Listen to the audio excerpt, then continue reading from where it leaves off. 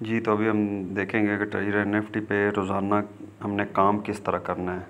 तो ये इंटरफेस जब आएगा, इधर आपने एसेट्स पे जाना है, ये इसको रिफ़्रेश होने देना है। जब हर चीज़ इधर शो हो जाएगी तो उसके बाद आपने इसको, ये जो कन्फर्म आ रहा है, ये चीज़ शो होने देनी है, रिफ़्रेश होने देना है एप्लीकेशन को।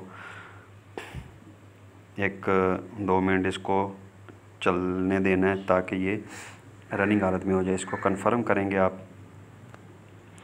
ये ओपनिंग होनी शुरू हो जाएगी।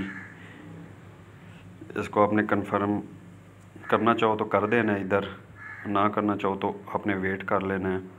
ये आपकी एनएफटी बाय कर रहा है, ये आपकी एनएफटी बाय होगी है 250 की।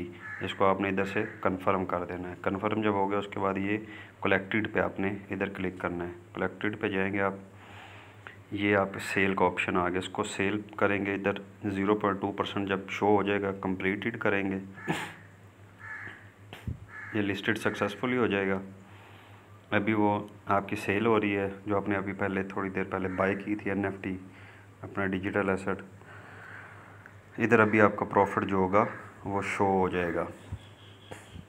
जी $4.51 आज की इनकम होगी। इसको फिर कंफर्म कर देना है और ये देखें इधर आपके आज की जो इनकम $4.51 शो होगी है। बस यही काम है डेली आपने करना है।